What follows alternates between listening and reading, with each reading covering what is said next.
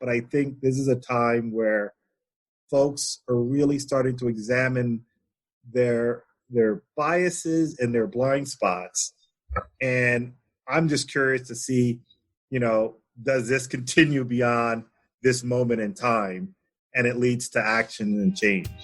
You're listening to Peachtree Corners Life, a weekly online radio show sharing ideas, opinions, and news about the city of Peachtree Corners. Now, your host, Rico Figliolini. Serious issue that over the last month, 2 months almost, has taken to the streets of every city in the country. So, Karl Barham and I have put together this series. Karl did a lot of the heavy lifting and all the work on this, really, I got to say, of bringing the guests together. And so, Karl, take it from here and introduce who we have today.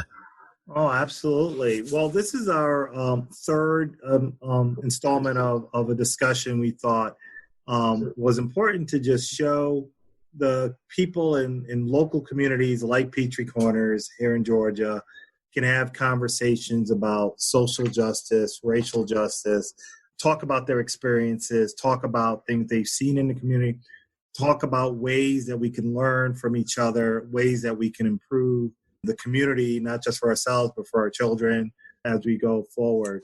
Back in May, on the 26th of May, everyone has probably seen the video, George Floyd being killed by a police officer during an arrest.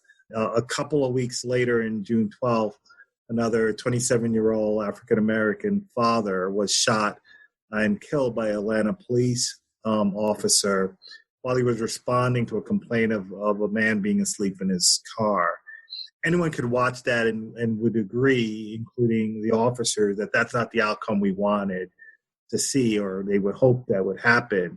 But if you think about it, we're 30 days past the beginning of the Black Lives Matter movement, protest, and various protests around the country. And the conversation is opened up. It's hitting corporate America and businesses. It's happening in churches. It's happening in schools. It's happening in households. And so today on Peachtree Corners Life, we invited some local residents and leaders in the community to start this discussion here. And if you've seen any of the first two episodes, you can go to Peachtree Corners Life to see some of those conversations. And today I am honored and it's a privilege to have two more local residents, leaders, and members of the community just to continue that conversation so people could see that we could talk about this.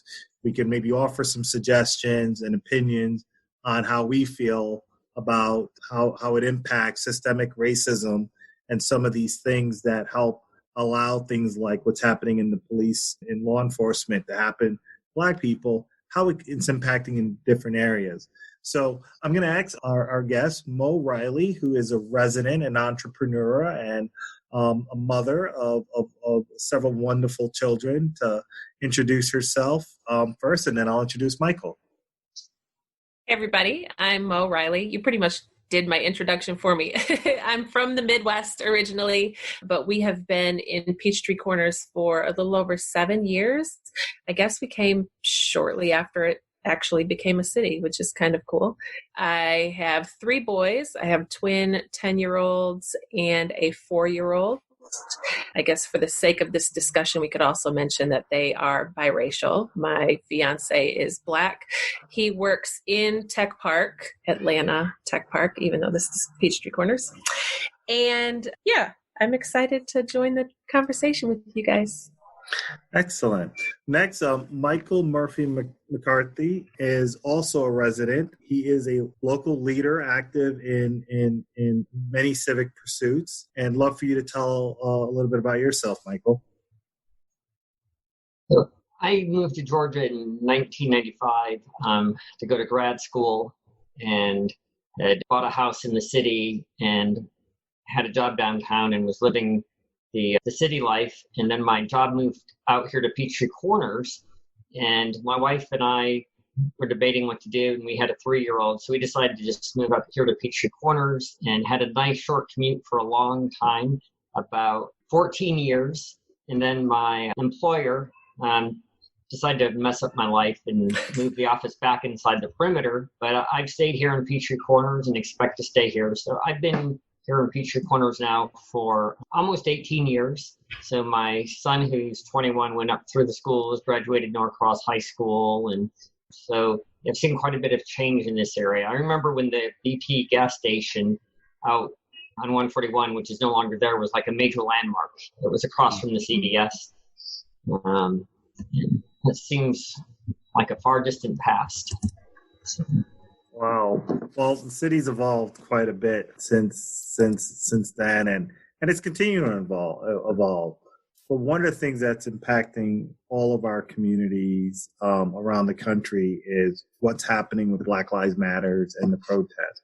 So I'm curious if I wanted to start off with, as we were in the middle of COVID-19 and all of the social distancing, what was your reaction when you saw George Floyd and the protests that came out of that's been going on for 10 years, but as that started to come alive again, what's your reaction on what's been going on around both the racial injustice that's being displayed and the protests? Maybe Michael, you could start.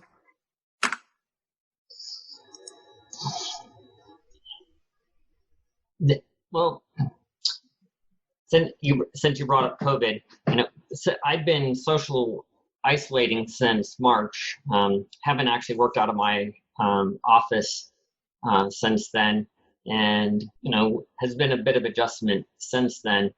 When George Floyd was killed, my reaction was not again, because there's been Ahmaud Arbery. There's just obviously a long list of Black men who have been killed by the police in the streets. And I usually don't watch a lot of online video, but I watched the video of George Floyd, and I gotta say, actually watching a video of it impacted me pretty strongly. And I've, in response, have decided to break isolation for protest. It's funny, I haven't been to a grocery store or a restaurant anywhere, but I'm out on the streets regularly protesting now because I'm just angered and fed up by how people are being treated, and that we have sanctioned killing of Black men in the streets of America, and I find it completely unacceptable. Well, I'm wondering, you've got young Black men you're raising, and I can imagine the impact that you might have felt. Yeah, to Michael's point, we hadn't really been doing anything either. We'd been in the house, and of course, immediate rage took over myself and, basically all of my friends and anybody who saw the video that I'm connected with. It immediately took me back to, 6 years ago, to Michael Brown in Ferguson. And when that happened, I just remember being like, we have to go there. I was just trying to figure out any way to get involved. Can we go there? How do we help? How do we get involved? So with this, we did not go down to the protest. The very first day, I remember it just like churning up and feeling that I wanted to go. Okay, we have to go. But on top of the COVID, you could kind of see, with everything that was already happening in Missouri and kind of in other big cities, that everything was going to reach a fever pitch very quickly. Mm-hmm. So I made the personal decision, okay, we're not going to go. We're not going to take the boys. And they have gone to protests with me. We went to the Abolish ICE protest. They've been actively involved in things before. I knew this one was going to be just a little bit different.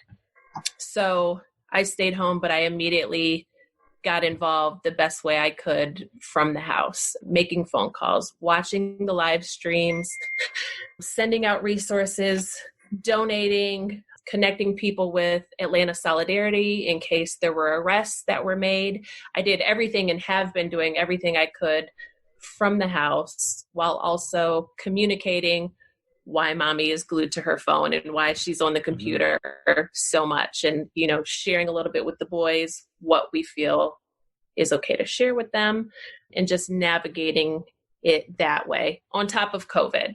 And that's the other reason why we chose not to go out as a family. It was kind of multi-tiered.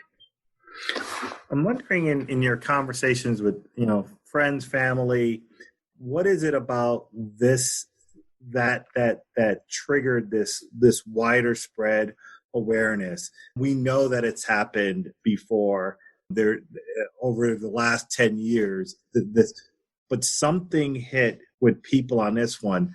I wonder what is it do you think you're hearing from people that you talk to that makes them more aware and more angered by what they're seeing? I think, to Michael's point, really enough is enough, because news, and I'm not talking about mainstream media, but actual live news comes at you so quickly with Facebook and Twitter and Instagram, and with everybody being able to go live and catching it in real time. You're not faced with the delay of it being shown on the news or the recap at 6 p.m. or 11 p.m. and, oh, this happened earlier. It was literally like, this happened. There was already a crowd of people.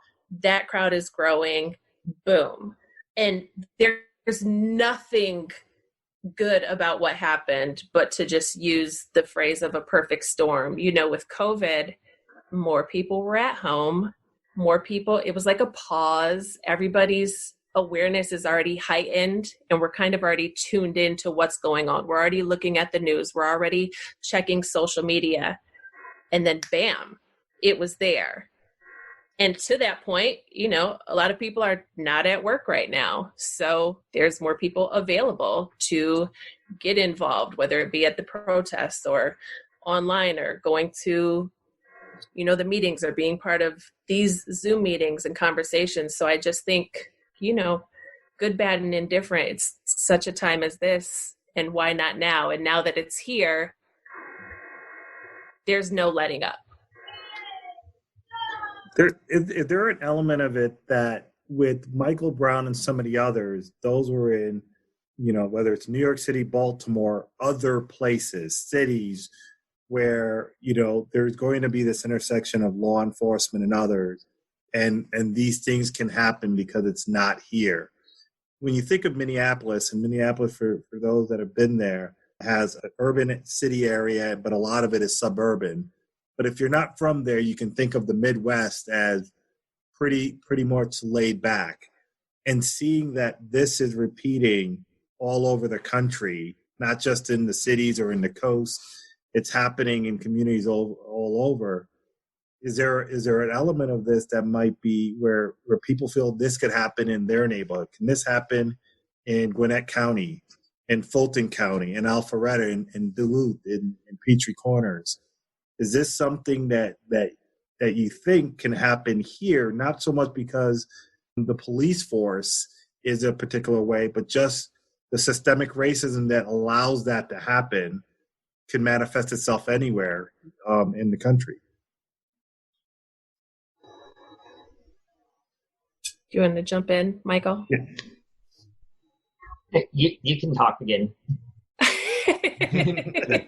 Yeah, or I can jump in. Jump in.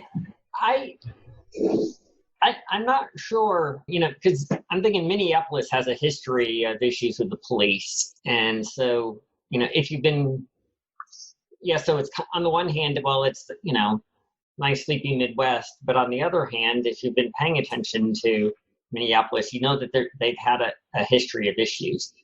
I think in some ways it comes down to what Mo said about it being a perfect storm more than necessarily that incident. But on the other hand, watching that video, I think there's something about the fact that there was just this kneeling for 8 minutes and 46 seconds.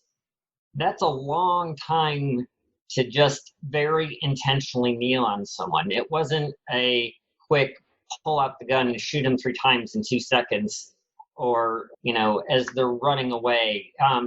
This was a very, very slow, deliberate act. And, he could have gotten up after 4 minutes. He could have gotten up after 5 minutes, and he would have lived. But 8 minutes and 46 seconds of slowly, deliberately killing him. with witnesses on camera and 3 other law enforcement officers present. That paints a very telling picture. Yeah, I just think to your question about, people wondering, can it happen here? And is it possible? Of course, because there is a system in place where, as Michael said, police brutality is sanctioned. We can't act like law enforcement and the system of policing didn't originate in slavery. All of the systems that are in place come from that time, and we've yet to address it, and we've yet to disband it or abolish it or defund it or whatever words, people are using, whatever the mission is. So of course it can happen here, because just a couple weeks after George Floyd, it did happen here. Sure, it was over on University Avenue, but Rayshard Brooks was killed just 20 minutes from where we live in Peachtree Corners. So it's here. It might not be directly, in this zip code, and it might not be in Alpharetta, but you also have to think about, why is that? Well, you have to look at the demographics of the city. If your city is naturally segregated and it's a higher white population, then is the possibility of police brutality or police killings less than, in the inner city, the metro city of Atlanta? Sure, because that's what statistics show us. And we saw Major Kane come and give her presentation at the city council meeting. And I honestly was just left with more questions. So I have a list, and, and I know you've reached out to some of them to have them on the show. And, there's these buzzwords, and she just kept saying, and we do this for transparency, and we do this for transparency. And she kept saying it. And I'm thinking, so if you have an early identification review board, how many incidents involving use of force happened before the review? The example she gave, and I don't know if it was actual statistic or if it was a flippant example, was that, say, if the early identification review board is looking at everything annually, and this officer happens to have used force 10 times, an alarm goes off or a bell rings, and then, that person is placed for review. So we're waiting an entire 12-year period or whatever their reporting period is, and allowing this one officer to have 10 instances of use of force before we're reviewing them? How does that work? What outside agency is reviewing the use of force reports? Because Gwinnett County Police Department, Atlanta Police Department, wherever you are, they cannot police themselves. You simply can't. And she kept talking about, how these reports happen and how things are sent up the chain of command. How do I know your chain of command is not corrupt?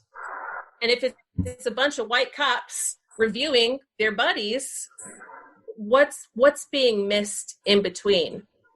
And I have a lot of curiosity and questions about the use of force reports, how they're reviewed, when they're made public, what action is taken with the officer after they've been pinged, a multitude of times for use of force.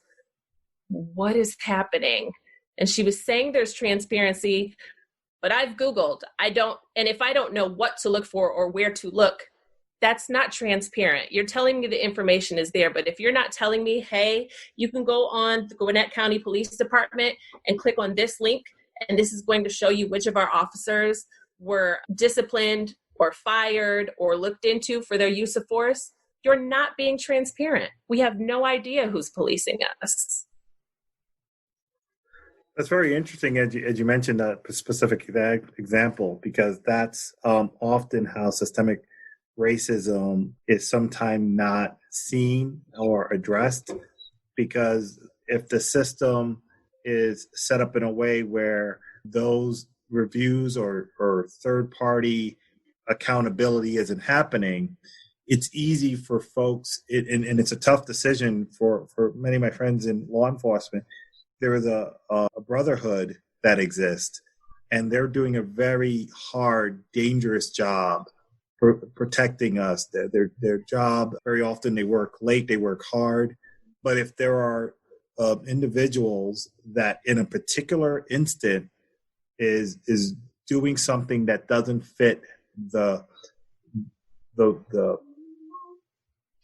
values of the police department, stepping in, de-escalating, helping, my brother's keeper, helping the other one stay within the values that they strive for. If there isn't a culture that's okay. Say, look, you know what, you're getting out of hand, or if someone else is seeing something, they don't say something to get the person, whether it's mental health, counseling, coaching, retraining, all of these different tools that are available. Someone's got to be there that can be that objective person that's looking at it. So I don't know if there's a citizen review board for our not in Gwinnett County. But you bring up a good point, though, Karl. It is a police culture, because if you look at the Atlanta police force, I think it's 58 or 60% Black African Americans on the police force. It's majority minority on the police force, and yet they still have issues, right? So it is a cultural thing within the police force where they're protecting themselves. This is what unions do. Also, if it's unionized, they protect themselves. We've been through this discussion where, they'll negotiate salaries and stuff, and maybe even bring back police officers that are not, that were suspended at one point, let's say. Or quite frankly, I know, for example, Gwinnett County Police trains quite a few polices in their academy. They have a great academy. They train them well, I believe. But after a year or two, these guys, they leave and they join other city police forces. And then you get, and I've seen it because I've had some friends from New York, New Jersey, the northern states, where they retire and then they come down and then become police officers in more rural towns. So, and they're used to doing things a certain way. Maybe that culture is, coming here. I don't think a police force is any different from one place to another as much because of what you said too, Karl. They face a lot of this crime in the streets. There's things that are bad. They can get killed. They've been targeted for assassination themselves even. But that doesn't mean that we shouldn't have respect for each other, that the police force is not there as a violent tool of government, that it's there to keep everyone safe. And, and we just have to, I think we have to see how we get past where we are so that we can, I don't think personally dismantling, I don't know how Mo and Michael feel about dismantling. I think changing and maybe, actually dismantling is the word, not defunding, right? Dismantling it, I guess if we're going to use words like that, is what you want to do. You want to remove the parts that need to do the police duties away from the parts that don't need police to be doing that, right? You don't need There's always rhetoric. Like, Rico, you're mentioning these terms of defunding, dismantling police force. There's an element of it that's political rhetoric that folks will do and play in that arena. Well, let's just keep it simple. What do you think is meant by changing the police force, whether it's through defunding or dismantling? What do you think people are asking for there? I'm curious your opinions on that. My opinion, or let's go to Mo maybe. Well, it means what it says. I think, especially now with policy budgets and everything being looked at in most of the major cities, there is no city right now that should be having an increase of funding going to their police force. Looking at the numbers last year, right? Gwinnett County Police Department responded to 516,570 calls. Over 500,000 police calls. Do they have a tough job? Yes. We also have to look at what community issues are happening and what is happening in people's brains that they are calling the police 516,000 times instead of, in many instances, talking to your neighbor, talking to the person that you're saying is acting suspicious, or ignoring it. That's an option too, depending on what it is that you're seeing and what it is that you're calling the police for. And so, Major Kane did say that they have some nonprofits and some organizations on standby that they can call if somebody's having a mental break or having an episode. And the goal is not always necessarily to take people to jail. But I know that if you go very, very baseline and scale what we're talking about way down, starting at like my kid's age, and start looking at the inequality and inequity in the school system, that's where things start. So you start going through these systems and it's like, okay, well, where else could that money be going instead of shoveling it into the police systems and allowing them to have more riot gear when we don't have enough PPE for the hospitals and the facilities that are handling COVID. Things are not balanced. So the defunding conversation has to happen because I'm not understanding why medical programs, community outreach programs, educational programs, and all of these things are being cut. And people can understand what defund that means. But when we start talking about defund police, people are like, I don't get it. I don't understand. Yes, you do. But maybe it's scary or maybe you don't understand. And there are websites and there is literature out there to help people understand. But you have to take a huge chunk of this money and redistribute it over here so that we can start seeing a balance happen in our communities and in the systems that are in place.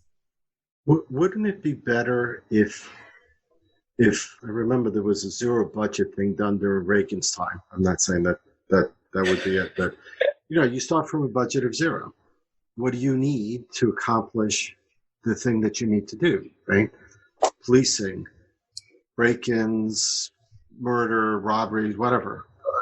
It takes money, police force. Wouldn't it be better? Because just, I think it was it de Blasio, I think, that just the other day said, we're going to take $1 billion from the police, we're going to move it somewhere else. That sounds easy. That's a lot of money. What were they using $1 billion for to begin with then? That he could easily take that away and still do what the police are supposed to be doing, at least on a minimal basis, right? Because how does that work? I mean, I don't know. I'm bringing up some more questions because I don't think it's as easy as moving money around. Because if it was that easy, it's definitely a cultural thing. It can't just be that. But I do agree with you, Mo.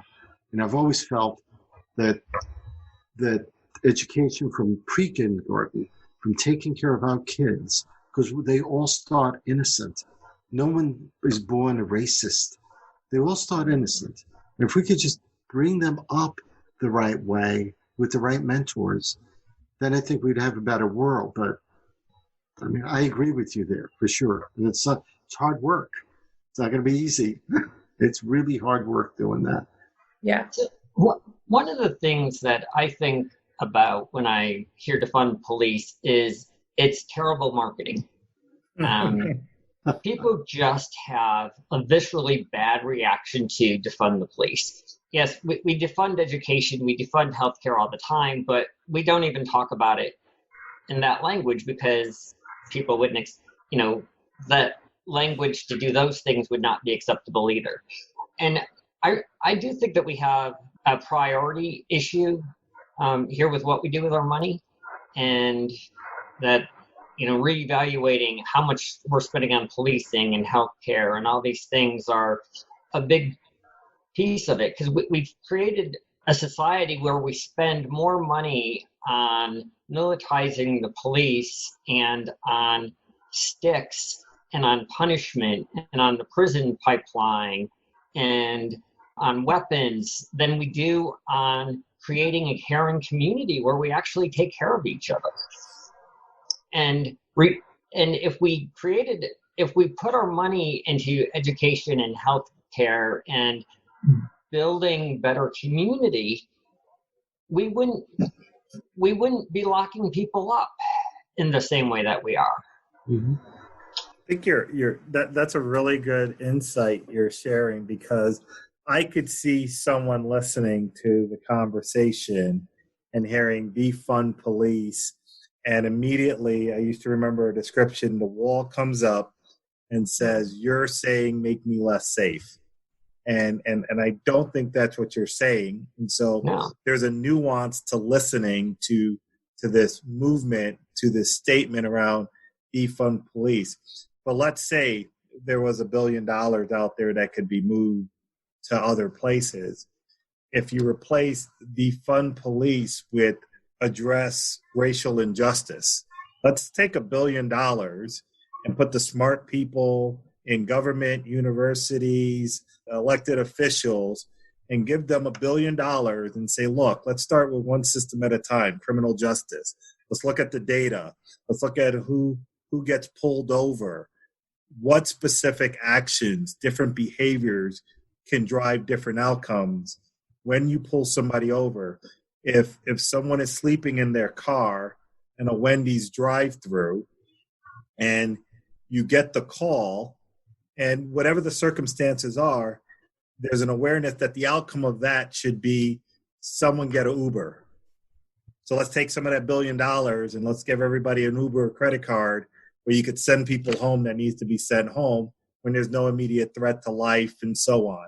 Yeah. If you look in the education system, there's many statistics out there that show people of color get higher disciplines, they get less access. So that's happening, and I don't know that any single individual is intentionally doing that. But let's take some of that $1 billion and let's figure out why that's happening and put systems and things in place to help decrease that. If you go to the healthcare system, COVID-19 exposed who gets impacted. We can't get the right people. If you're frontline workers that's giving us groceries, can't have family leave if they get sick. They can't afford to get sick even though they're providing the service. Let's take some of the $1 billion and do that. But I think there's a part of this where you look at the systemic nature of what's going on and people's response. And if you could, I think you said it right, Michael, market that, make that sound interesting, make that sound a more just society, sound like something people would want to do. I think people could understand with a constrained budget that maybe some of those funds could be better used in these other areas, especially if it brings about a more just society where people can be more evenly or equitably responded to or their needs being met. Mm-hmm. Food for thought. You know, in a utopian society, we'd all be equal, right? We'd all have the same income. We'd all have the same pleasures, same life. We'd be enjoying life. We wouldn't be worried about all these other things, right? Politicians keep coming back to us and they tell us, well, if we do universal basic income where everyone has at least a minimum income, we should be all fine, right? I'm of Italian heritage, born first generation American. I saw my father work for 18-hour shifts and stuff to build a business, to, you know, do what you hear, right? Immigrants do all the time, right? But we're all tribal too, in a way, right? I mean, we all like to be among ourselves sometimes. Now that's changing. I know from my generation, for example, I wanted to be Americanized. I learned the language, I became American, right? My kids, second generation American, don't even know how to speak Italian. I know how to speak it a little bit. My cousins will slap me around a little bit because bad grammar maybe, but you know, but they assimilate, right? My kids, you know, Mo, you're married to an African American, right? Mm-hmm. My kid's going out with an Asian American. You know, I went out with Hispanic girls when I was in Brooklyn. I mean, we grew up different, right? We have different, but not everyone's like that. So it's a cultural thing that's going to take generations to change. Maybe this is the beginning, because that 8+ minute is just, I mean, it's wrong. I mean, anyone that looks at that got to be sad about it. Here's an interesting thought around that line, and I look at growing up watching and being taught about racism from my family, my dad, and so on. He would always talk about the individual racism. Someone comes up to you and treats you badly, and beware of that. You could be dangerous or these things. Well, some people's hearts are that way. Don't know that we could change that rapidly. I only know there's only a few things that can change people's hearts, and they may be better served finding it through their pastors and other means to do that.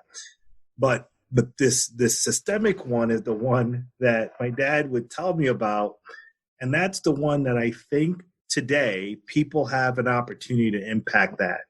So I would say I'm not terribly concerned of the individual racism that people have in their hearts. That exists. It's a problem. We want that to change.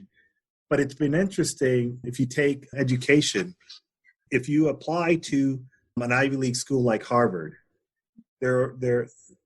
everyone is not on a level playing field in getting into a school like Harvard.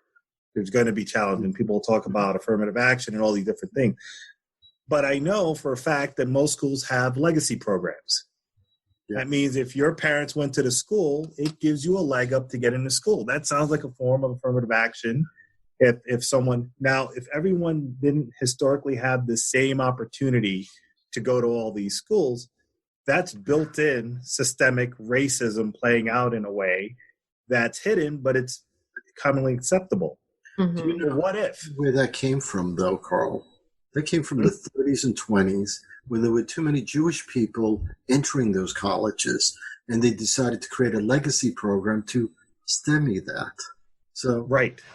So what if you break the chain, right? So there's a lot of things. I mean, monuments are coming down, things are changing, but I'm not particularly focused on any particular one thing. I just know that if people want to impact change, they can search for these evidence and examples of systemic racism in their workplace, in their church, in the schools, in any part of society, and take the beautiful talents that people have, leadership, business leaders out there, individual leaders, get involved and pull together that coalition that could change this. If you see it's unjust, folks can influence and change policies if that's what they want to do to help everybody. If you want to help people of color, changing hearts is great, but I could tell you there's a very specific action that could be done to change systems, break the chains that these systems have that could be holding people back. I think just to your point about education, because things sometimes seem very grand or distant when we talk about colleges and things like that. So just to bring it back to Peachtree Corners, right?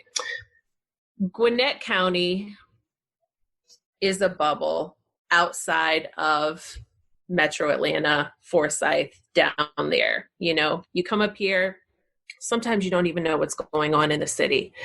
Peachtree Corners is its bubble. And then inside there, you have its own little bubbles. Because when you look at Simpson Elementary and Peachtree Elementary, you can very clearly see between them, Berkeley Lake, and some of the other schools that we are still very much segregated in our community. Our community is segregated. There's no way to get around that. And I don't know if that we're still falling victim to redlining that happened 60, 70, 80 years ago or sooner than that. Or if it's just been, yes, it started with redlining and segregationist policies, and then people just got comfortable. Simpson Elementary is over 70% white. How is that even possible? And how are the parents who are sending their kids to Simpson oblivious to that, or not aware, or not cognizant of what's happening in our community? it's 70% white and only 7% Black. And speaking to the disciplinarian and the school to prison pipeline, as far as suspensions and disciplinary actions, the white students make up less than 1%. Black students, it's over 4%. So there's less Black kids in your school. And yet here we are seeing that they're suspended and disciplined more than the white students, who are the majority. My kids go to Peachtree before COVID. Anyway, we don't know what we're doing now. Who knows? So Peachtree is 40% Black, 40-ish% Hispanic, Latinx, and then 10% white. So it's still an issue, right? We're still segregated. We're just on the completely opposite side. Everybody feeds into Pinckneyville, all of these surrounding schools. That's the middle school. That's where all of our kids are going. When you get up to the middle school level, things start to balance out. You're about 30, 32, 33% white. Same for Black, same for Hispanic, Latinx. White students equal 3% or lower of suspension and disciplinary actions, and Black students are suspended at a rate of 14% or higher. Are you telling me somehow that Black kids they're acting out more, they're fighting more, something is happening? No. The system is built against them from the very beginning.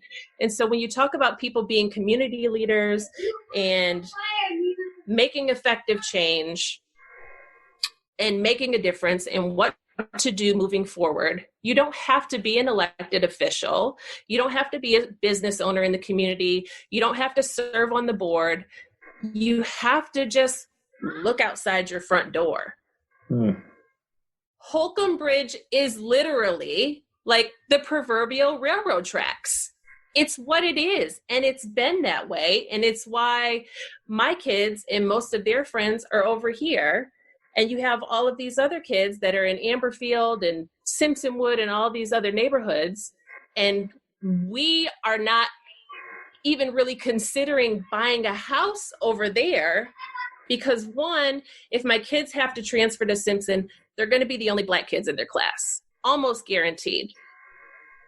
My fiance, who's a big Black guy with dreads, when he wears a hoodie or he's out wanting to jog in one of those neighborhoods or he's out hanging out, is he going to be able to be comfortable knowing that none of his neighbors are going to call the police on him? No. Our community is segregated. And people have to take that into consideration. It's not a far off thing. It's not happening just in Atlanta. It's not happening just in Detroit, where I moved here from. That's not the case. It's here. It's at our front steps. So if people actually want to affect change, you literally have to look at your cul-de-sac. Why does it look like this? And how can we change it? And that's where it starts. Can I jump in a second? Because I agree to some extent for what you're saying. That racism is, like Karl said, individual, right? And Simpson is majority white. And because of the way, just to play the other side of that, right?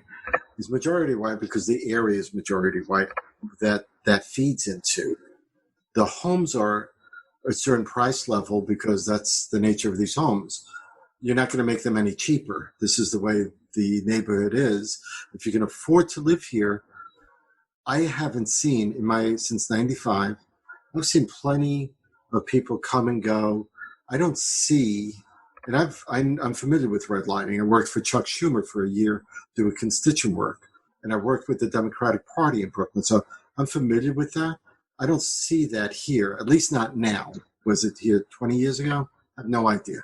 But I don't see that now.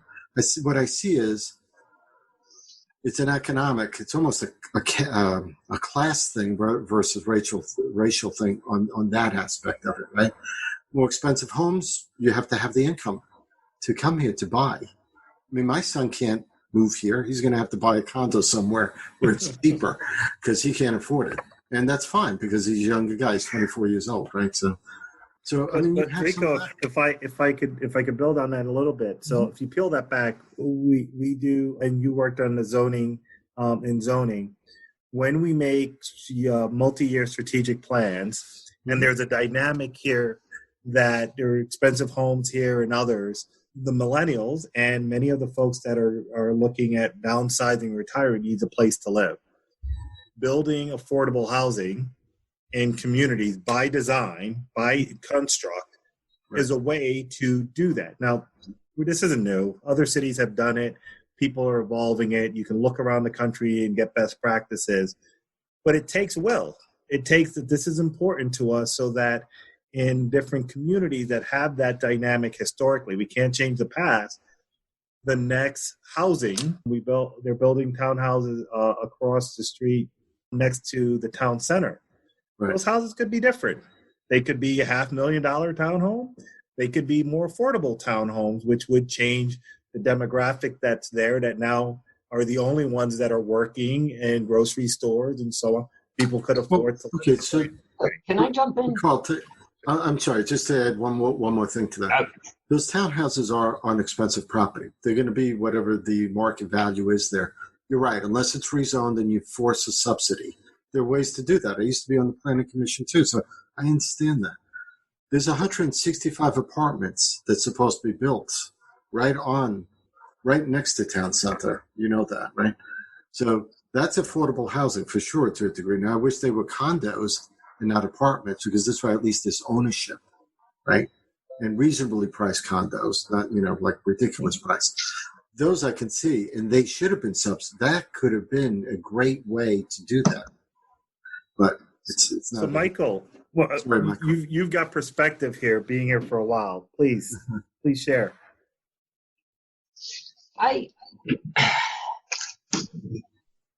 I'm very concerned about what's happening in Peachtree Corners. And like, Karl, I think one of the things you said when you reached out to me was that not a whole lot is being said here and by the city leadership. And I'm going to get around to the housing and school thing. I got a slightly long story here. What has struck me in the last few weeks is that, frequently people after shootings and things say, there's lots of thoughts and prayers and stuff. But we've actually gone through a period of time where we've not even had that, where our mayor said it's better not to say anything and it's better just to listen. If you want to be our mayor, you ought to speak up and say something. You ought to be talking to the people who are feeling oppressed. You ought to be educating yourself on why people are out on the streets protesting. That it's not okay to just sit back and go, I'm a white guy, I'm not afraid of the police, I don't know what you're feeling. I got a slightly different thing out of the police presentation at City Council. I love Mo's review of it, but what I got out of it is, okay, so what do you do when you don't know what to do? You bring in the police to talk about why they're already doing things correctly. When a lot of us don't have a lot of concerns and questions about how are things being done. But what does our city council do? Bring the police in to talk about, don't worry, we're already doing it okay. And then you follow that up with a presentation on why the south side of the city, where the minorities live, where the poor communities are, why they're blighted. And why we have to zone them so we can tax them because they're blighted. We're not going to tax the whole city. We're not going to tax the white parts of the city. We're not going to tax the wealthy parts of the city.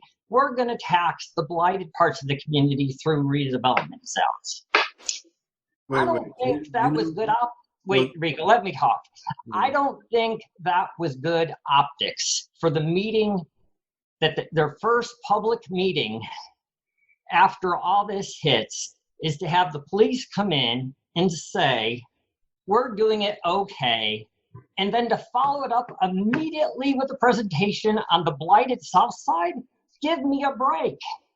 That ain't right. Can I get around to Simpson and what's going on the north side. I happen to live within that zone. As I mentioned, my job moved out here. I moved out here. I bought a house here so I could have a really short commute. Literally, on a bad day to work, I'd see 6 cars. That's how short my commute was. I frequently saw more deer than cars on the way to work. And what struck me and disturbed me after I moved here was the fact that my neighbors were proud that nobody in apartments went to the same school that my son went to. They were proud that it was mostly white. They wanted to keep it white. They wanted to keep the townhomes and the apartments out of the area. When you go out to the Forum, to the new town center, why did the city buy that land? To keep apartments out of the Simpson Elementary School. They could have built their town center somewhere else. They built it across from the Forum to protect the home values of the people who send their kids to Simpson Elementary. Okay, that's my rant. All right, can I? Do you mind? Yeah. All right. One is just to clarify the facts, Michael. The CID, or that tax haven part, that taxing part, it's a self-taxing district to the businesses that are in the district that want to spend that money there. I'm not talking about the CID. Then what are you talking about? That's the overlay that they were talking about, I think, if I remember correctly. I've gone to some of the evening planning meetings, and I'm not sure of all the exact details, but they are talking about creating redevelopment zones in blighted areas. That's a completely separate issue than the CID. Right, but I believe it has the component with self-taxing district that they would allow them to be able to tax themselves, which is what, what West Gwinnett or whatever, West Village or whatever they do. But that's another facet of it. But the apartments across the way that's the town centers, I'll tell you that there was a lawsuit at the very beginning, back when Charlie Roberts had that property, way back when, that people were saying, he actually said, the lawsuit was brought to say they were trying to block his rezoning there because of racism. So that goes back, 20 odd years ago or something. Okay, Rico, I understand you're going over facts and a little history, and maybe I need a slightly more nuanced interpretation, but I fundamentally believe that our city has structural racism in it. And what you are doing by talking about the facts in such a manner is to defend possibly that.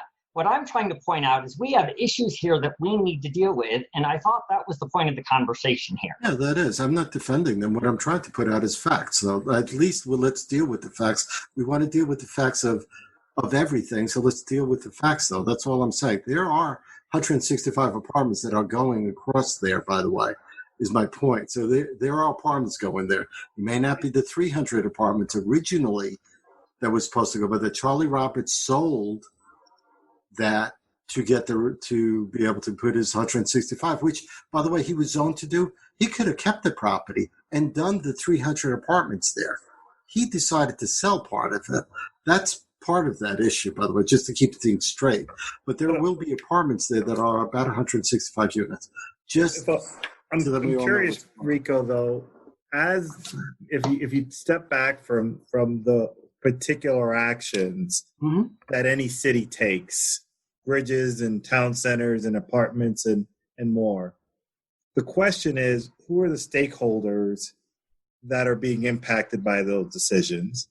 And we can reasonably say there are people of all ethnicities, all socioeconomics in a city the size of Peachtree Corners or any local city. Mm-hmm.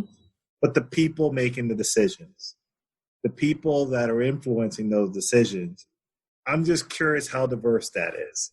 Considering when a decision is made like that, or the voices being heard and being represented, that could influence. Because if you bring in a different perspective, the same decision may be decided on. That's not the question. Mm-hmm. The question is, if only a few folks can make the decision, and admittedly, whether the mayor or other people may have a particular point of view that may differ from others, there's a blind spot. So when you start talking about systemic community leadership, I'm curious, what is the role of community leaders, residents, in making sure that these big decisions that may impact the community that has systemic racism built into it, are they getting information? I think they're really smart people that run the city and other places. My question is, are they getting the information they need to understand the impact of the decisions they're making on various people? And if the answer is yes, if they've gotten counsel and guidance from all parts of Peachtree Corners, whatever side of Holcomb Bridge, whatever school, the parents, if they're getting that, and you can't just say we asked for it and we didn't get it. If folks are shut out from the system, at some point they stop talking. But if you really want to pull those voices in, that's part of what people can do, stepping up, whether run for office, whether get involved in local matters, or outreach on the other side. I remember a mentor of mine. He gave us a really interesting challenge to his leadership team. I worked for an organization that was in an industry that was mostly male-dominated, aerospace. If you go and you look at any aerospace company, there's going to be mostly men dominating in there. And I remembered he challenged everybody on his staff to improve the recruiting, onboarding, development, and promotion of women in the aerospace industry. And so we had a very specific task.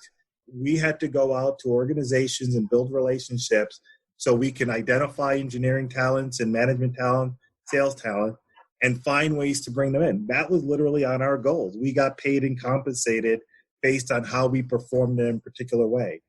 Now, I didn't argue with it if he said that's what you had to go do, but was it the right thing to do? He was thinking of something larger than just making a particular number. But here's the funny thing, and I measured it. When we hired women in sales in aerospace, they often outperformed men.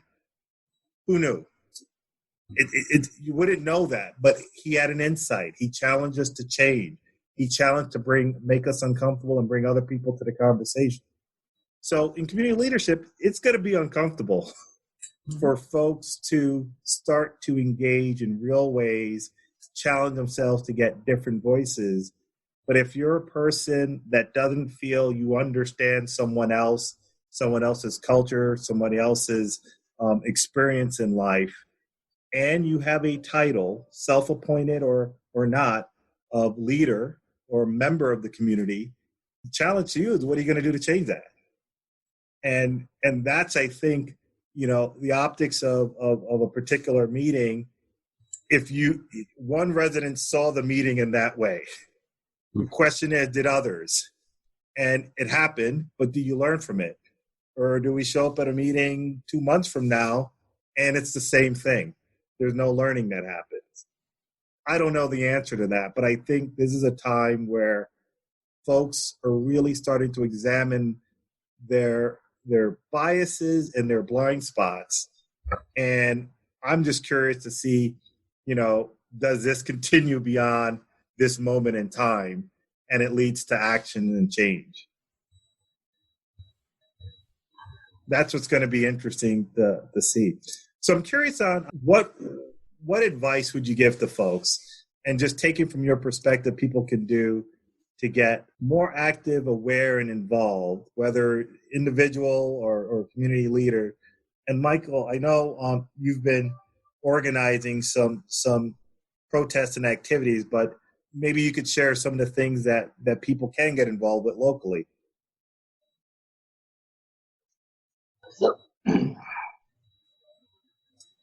So we started, I mentioned I started going to protests, and I've actually avoided the big ones in the city. I've been more focused on local. I know it's an old phrase, but all politics is local. So I've gone to the two Peachtree Corners ones that were organized by our youth, great events. And I've been, after chatting with some friends and deciding that we could go out and do this, decided to just go out along Peachtree Parkway periodically in support of Black Lives Matter.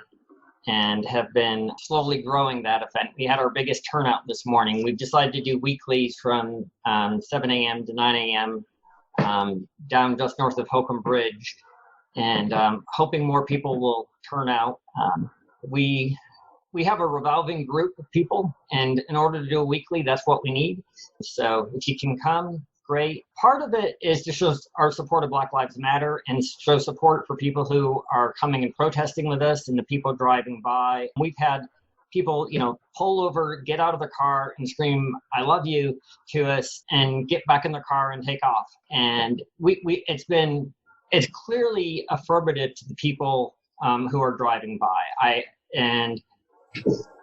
I know that's not going to create the structural change that we need and necessarily deal with the structural racism here in Peachtree Corners, but I think it's important that we get our voice out there and we let people know that there are other people in the community who support Black Lives Matter and support creating change in the community.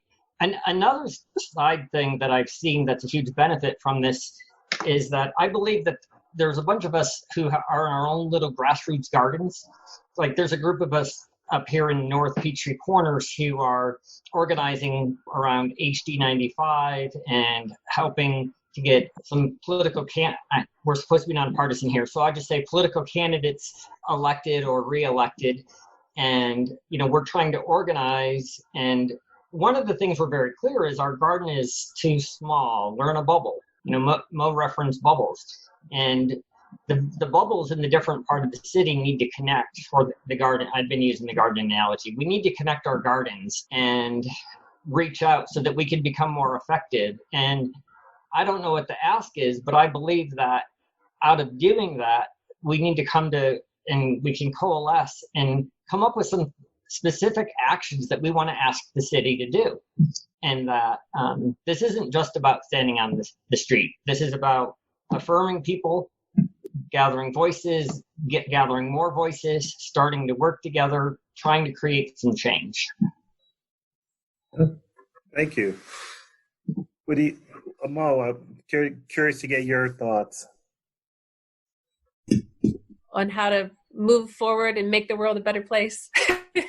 Well, if you got that one, I think you'd be quite wealthy. But we could start with what little old small innocent folks that live in their homes and in their communities can do.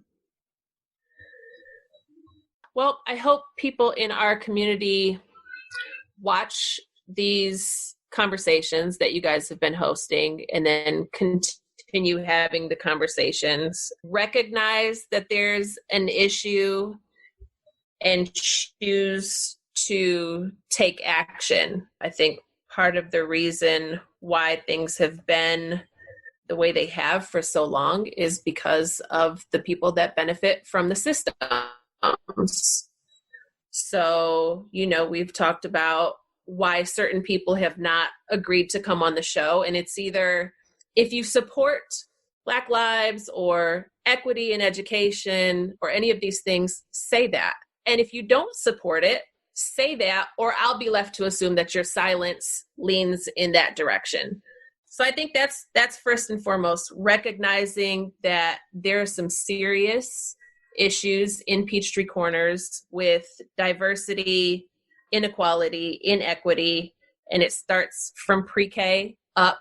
It starts from the way the lines are drawn for the zoning, for the school boards. It starts with the fact that, yes, we have a beautiful town center, and yes, there's new townhouses, but when the townhouses cost $400,000, $500,000, $600,000, $700,000, certain people are being kept out of the community. Yes, apartment buildings are being built, but are they affordable apartments or are they luxury apartments that start at $1,200, $1,500 for a one bedroom? And so the people who are serving our community that work at Sprouts, that work at Wendy's, that work at Cool Runnings, the Jamaican restaurant, that work at J. Alexander, they work at all these places, but they cannot live in our community, right? All of these things, people have to open their eyes, become aware, and then take action to change that. It starts at home. You have to talk to your kids about why there's no Black kids in their school. And do you want that to change? Do you want them to have a diverse group of kids that they're playing with on the playground? What are the actionable steps there? When we return to school and you start ignoring COVID and the protests go away, you can't just close your eyes and become blind to the situation that's happening. So beyond that, I'm part of a couple mom groups in the neighborhood, and I know folks love to do book clubs. So there's plenty of literature on the subject. I would encourage white people to do anti-racism work. There are books you can get, Me and White Supremacy, White Fragility. You can look up Rachel Cargill, The Great Unlearn, Brittany Packnett-Cunningham, Layla F. Saad. These are all people that you can Google. You can find them on social media. There's tons of resources that go beyond us having this conversation if you actually want to affect change within yourself first, with your kids, with their school, and then out into the community. That's really, really helpful to hear some of those, because these things start individually and people could build and expand out from that. Rico, I'm curious, you've got any thoughts on, as you've heard this discussion, this is our third one in this, and the purpose is to start the dialogue, but any takeaways and things that you think might really help folks as they go through their own journeys? Well, Mo, thank you for the list of reading. Number one, that does help, and some of those books are on my list as well. So to read, but it's a good. And Michael, I didn't mean to get on you, okay, but it's good to have this tough conversation, right? And it's good to point out different things in it. And Karl and I had at one point said, why don't we just get maybe get three white people on to just talk about from their perspective that they used to think, and maybe that they changed their minds and they're thinking different. It's hard to change people's minds. I think, and there's different things that you can affect. I think, listen, the Simpson Elementary School being majority white, again, I think that's just, I don't want to re-go through that, but some things are the way they are because that's the lines and stuff. That's not, necessarily, that school's been there for so long that the Peachtree Corners has grown out, and it's can't even accommodate the kids at one point that it could accommodate. So from within this circle, if you want to call it a bubble, but Pinckneyville Middle is right down the block, and it's majority minority. And yes, it feeds from three different elementary schools. The biggest thing, and that's just to set the playing field, but the biggest thing is involvement, right? But involvement has to come like Joe Sawyer when he ran for city council. Involvement has to come to go to the planning commission to, if you're going to talk about, rezoning and how do you affect lower income rezoning. I've talked about that when when I was on the planning commission. How do we do that? Of course, Gwinnett County at the time would tell me, we can't do those things. It would be illegal. We'd get lawsuits. We'd have to protect it. It's like, I don't see it. I don't see putting multi-units, like 13, like apartments next to homes. Doesn't work that way. And it just doesn't. But if we're all involved, if we all have a voice at the table, and it's hard when maybe two people work in a family and maybe they're doing 2 jobs, 3 jobs, and they can't get there. We have to make it easier for them at least to participate, see the stuff online, be able to communicate online. We're doing all our teleworking online. There's no reason in the world why we can't communicate online to our representative. And if they're not being responsive, throw them out. I mean, that's politics. That's the way this works. That's the way it's always worked. If we want to make the change, we need to do it from the inside out. Unless you want a revolution that takes down a government, that's a whole different story, and I don't want to go there. But the best way to do it, and the way that people will accept it better, is from inside out, to do that work. And it is work, but you know what? there are people that just don't want to do that work. It's easier to just talk about it. If you're going to be there, you need to do the work. Get your representatives in. Go to those meetings. I mean, really, it doesn't take a lot of votes to put a city council person in, or a state senator, or a House seat. Now, president, I can't talk about that, but I don't understand how 3 million people can vote for one person. Not that I was for her, but vote for the one that's in the House now. I just don't know how that goes. But you have to be involved. I don't want to keep going on, but to me, that's a. I'll wrap up by saying, first, thank you all for coming out. Let's have this conversation. We would normally be doing this together. We'd be doing it while breaking bread and having coffee or drinks and talking. We can't do that now. But I think it was still important that we have this conversation and that more of these happen. My only tips to folks would be fundamentally fold around 3 things. One, this weekend I hear that Hamilton will be streaming on Disney Plus. So if you want to talk about getting involved, doing more with the talents that you have, take a watch at Hamilton, and you don't have to do all the things he did, but you could do what you can in your own community and in your own house. The second thing I would say, for those folks that, feel that there's an injustice that they're starting to realize, and something about it doesn't feel right and they want to do something, it's really simple. If you want to tell people that you support social justice, more than words, where you put your time and where you put your resource, money, tells people what's important to you. So whether it's protesting, whether it's supporting schools, whether it's supporting things in the community, think about where you spend your time, where you put your resources, if you want to help drive more equity in the community you live in. And the last thing I'd say for folks to think about, reach out, and if you haven't talked to someone that's different from you, it's a great time to start doing that. Learn to understand different perspectives. And for those that aren't comfortable with it yet, that's okay too. This may not be your time and moment, but I'll tell you something, your kids are changing. And they're going to the millennials and the generations to follow are going to force us to change irregardless. So it's a question of when you want to jump on the bus. But I do think that the next generation is going to dictate how and what this society is like. So thank you, Mo. Thank you, Michael and Rico, again, for allowing us to have these conversations.